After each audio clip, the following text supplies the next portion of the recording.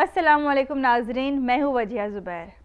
नाज़रीन, मुझे कल हादिया की एक बात याद आ गई। जब 1 क्लास में थी वो, उस बात को याद करने के साथ ही कुछ चीज़ें मेरे जहन में आना शुरू हो गई बेटियों की तरबियत को लेकर।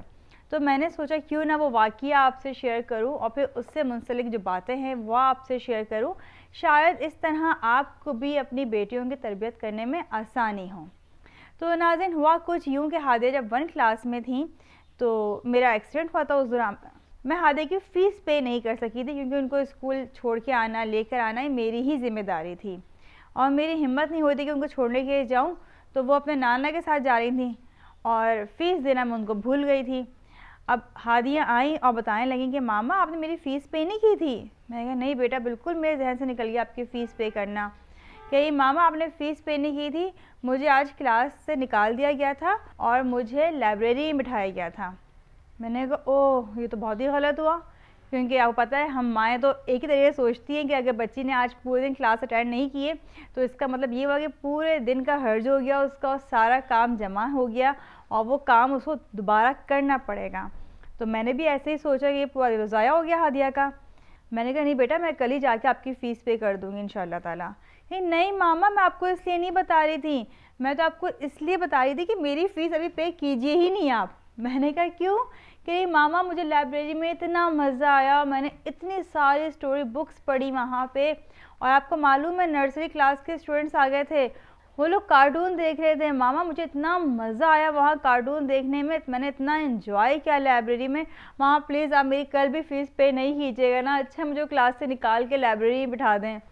तो ज़ुबैर को भी एक्सपेरिमेंट्स करने का शौक़ है, कह रहे हैं चलो कोई बात नहीं, कल एक दिन और फ़ीस पे ना करो, इसको एंजॉय करने दो। मैंने एक दिन और फ़ीस पे नहीं की इनकी। दूसरे दिन आई वो, दूसरे दिन भी वैसे ही खुश, वैसे ही हंसती मुस्कुराती आई कि मामा बहुत मज़ा आया आज भी। आज तो एक दूसरी क्लास आई थी, उसको तो एक बहुत अच्छी सी मूवी दिखाई गई थी और इतना मज़ा आया मुझे भी देखने में, मैंने नई फ्रेंड्स बना ली अपनी। मुझे हंसी आई थी कि देखो ज़रा, ये फ़ीस पे नहीं हुई, इसको पनिशमेंट मिली है और ये ऐसा खुश हो रही है। फिर हादिया ने बताया मामा क्लास में वहाँ पे लाइब्रेरी में एक बच्ची और भी आई थी किसी और क्लास की, उसकी भी फ़ीस पे नहीं थी तो उसको भी लाइब्रेरी में बिठाया गया था। मैंने कहा फिर तुम दोनों ने खूब इन्जॉय किया होगा। कहीं नहीं मामा, वो तो रोती रही, उसने तो इन्जॉय ही नहीं किया। मैंने कहा अच्छा। खैर दूसरे दिन मैं गई हादिया की फ़ीस पे करने के लिए, तो उसी स्टूडेंट की मदर आई हुई थी ऑफिस में।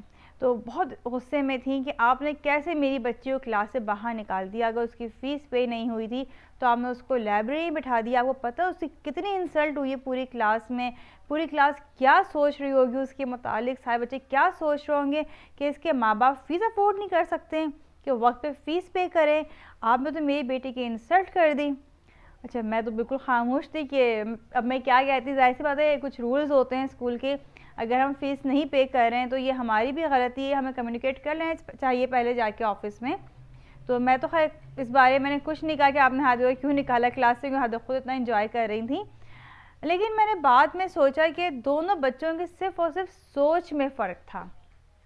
हालांकि वो हादिया की उम्र की बच्ची थी, सिर्फ सेक्शन चेंज था उसका, लेकिन मसला क्या था कि कहीं ना कहीं कभी पहले उसको कोई पनिशमेंट दी गई होगी क्लास में हो सकता है, और उसकी मदर ने ऐसे ही रिएक्शन दिया हो कि क्लास में पनिशमेंट हुई है तुम्हें, तो बड़ी इंसल्ट की बात है। यानी इस तरह की नेगेटिव बातें जो हैं बच्चों के अंदर ये एहसास पैदा करती हैं कि हमारी इंसल्ट हो रही है। वरना इतने छोटे बच्चों को क्या मालूम कि अगर उन्हें क्लास से निकाल के लाइब्रेरी में बिठाया जा रहा है तो ये उनकी इंसल्ट है। हम बच्चों को खुद एहसास दिलाते हैं कि तुम्हारी इंसल्ट हो रही है, तुम सबके सामने रोगे, लोग तुम्हें देखेंगे, लोग क्या कहेंगे, ये तमाम चीज़ें हम बच्चों के जहनों में खुद बिठा रहे होते हैं। नाज़रीन, बच्चों का हसास होना अच्छी बात है, हम नहीं कहते कि बच्चे इतने हसास ना हों, बच्चों को हसास होना चाहिए, लेकिन बच्चों का हसास होना कब अच्छा होता है? उस वक्त अच्छा होता है वो दूसरों के लिए हसास हों, किसी दूसरे के लिए हसास हो रहे हों कि कोई गलत हो रहा है किसी के साथ, दूसरे के बारे में सोच रहे हैं, तो वहाँ तो हसास होना उनके लिए अच्छा है। लेकिन अगर वो अपनी ज़ात के लिए हसास हो रहे हैं, नाज़रीन ये आपको आवाज़ें आ रही होंगी कबूतर की उड़ने की, असल में कबूतर जो वो मेरे रूम में आ गया है तो ये उसी की आवाज़ें हैं। तो खैर हम बात कंटिन्यू करते हैं कि अगर बच्चा अपनी ज़ात के लिए हसास हो रहा है तो इसका मतलब ये कि वो अपने बारे में सोच रहा है कि मेरे जज्बात क्या हैं, मेरे एहसास क्या हैं, मेरे साथ क्या गलत हो रहा है, मुझे इस तरह डील नहीं करना चाहिए, लोगों को मेरे साथ इस तरह से पेश आना चाहिए, लोगों को ये करना चाहिए मेरे साथ। यानी वो अपने मुतालिक इतना हसास हो रहा है, जितना हसास होगा इतना ही एहसास कमतरी का शिकार भी होगा। नाज़रीन, मैं आजकल यही देखती हूँ कि हमारी बेटियाँ ज़हनी व जज्बाती तौर पे बहुत कमज़ोर हो गई हैं। किसी ने कुछ कहा नहीं, रो पड़ी। अच्छा, रोती हैं तो अपनी बात भी नहीं कर पाती हैं, सही भी होती हैं, सही होते हुए अपनी बात कम्युनिकेट ही नहीं कर पाती हैं कि आप जो कह रहे हैं वो गलत है, असल बात ये है, बात नहीं बता पाती हैं। या रोते रोते बिल्कुल चुप हो जाती हैं, बात हटकर नहीं रोती हैं, बिल्कुल खामोशी इख्तियार कर लेती हैं और जैसे भी हालात होते हैं वो उसको कबूल कर लेती हैं। बाज़ दफ़ा हम देखते हैं इतने नेगेटिव हालात होते हैं, इतने नेगेटिव माहौल में होती हैं बेटियां हमारी, लेकिन वो उस चीज़ को कबूल कर लेती हैं। वो ये हिम्मत नहीं कर पाती हैं कि हम इस नेगेटिविटी को चेंज करें। क्यों? क्योंकि वो ज़हनी तौर पर मजबूत ही नहीं है, हमने उन्हें मजबूत ही नहीं बनाया है। नाज़रीन, बेटियों को भी रफ़ एंड टफ़ बनाने की ज़रूरत है। अगर आप उन्हें अपने पैरों में छुपा छुपा कर रखेंगी तो वो उड़ना कैसे सीखेंगे, यानी सोसाइटी में मूव करना कैसे सीखेंगे। अब मैं रफ़ एंड टफ़ की आपको इससे बढ़ के क्या एग्जांपल दूं कि हमारे घर में हरमीन को डायबिटिक है, लेकिन हमने हरमीन को कभी भी ये एहसास नहीं दिलाया कि यू आर स्पेशल इस डायबिटिक की वजह से। हाँ, वैसे वो स्पेशल है, माशाल्लाह से हमारे लिए बहुत अच्छी हैं, वो बहुत खूबियाँ उनके अंदर, उसकी तारीफ़ भी करते हैं, लेकिन वो डायबिटिक है इस वजह से वो हमारे लिए स्पेशल नहीं है। अभी कुछ दिन पहले की बात है, एबटाबाद शिफ्ट होने से पहले जब हम सिर्फ विज़िट करने के लिए एबटाबाद आए थे तो सिर्फ मैं और ज़ुबैर आए थे, बच्चे अपनी नानी के घर में थे। तो मेरी वालदा का फ़ोन आया, बड़ी परेशान थी कि भाई हरमीन की तो शुगर बहुत हाई हुई हुई है, बहुत तबीयत ख़राब है उसकी। मैंने कहा अच्छा, अगर उसकी शुगर हाई है तो उसके इंसुलिन लगा दें और उससे कहेंगे वो 15 से 20 मिनट एक्सरसाइज करे या जंपिंग करें। कहीं तुम तो इतना लाइट ले रही हो, उसकी शुगर इतनी हाई हुई हुई है, ज़ाहिर सी तो थोड़ी परेशान हो गई थी। माँ नहीं होती है तो कोई भी हो तो परेशान हो जाता है। मैंने कहा अच्छा, अली से मेरी बात कराएं। अली से बात हुई, मैंने अली से पूछा कि अली क्या हुआ अदी को, अदी की तबीयत ख़राब है।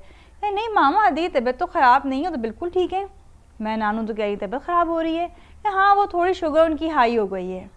यानी हमारे घर में हरमीन की शुगर हाई होना या लो होना बीमारी नहीं है।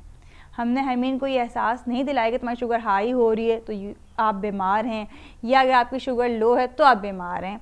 हमने बताया है कि शुगर हाई है तो क्या करना है, लो है तो क्या करना है।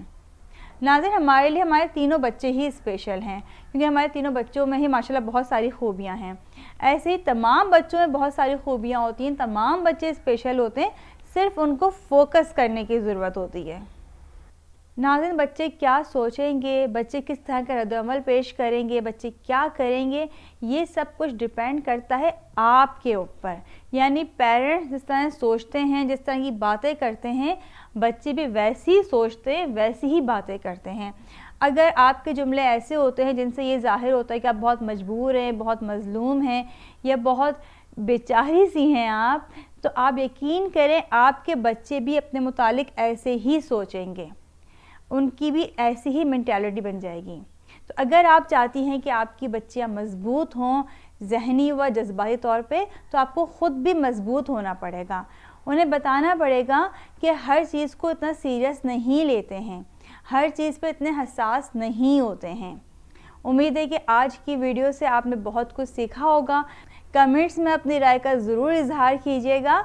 इसके साथ साथ नीचे आपको नंबर नज़र आ रहा होगा, ये नंबर इसलिए दिया गया है ताकि अगर आप हमारी किताबें लेना चाहते हैं या अपने किसी भी मसले को हमसे डिस्कस करना चाहते हैं, जैसे बच्चों के मसाइल, घरेलू मसाइल, या आपकी अपनी कोई ज़ाती बात आप जो करना चाहें हमसे, वो आप इस नंबर पर कर सकते हैं। बहुत बहुत शुक्रिया। अल्लाह हाफ़िज़।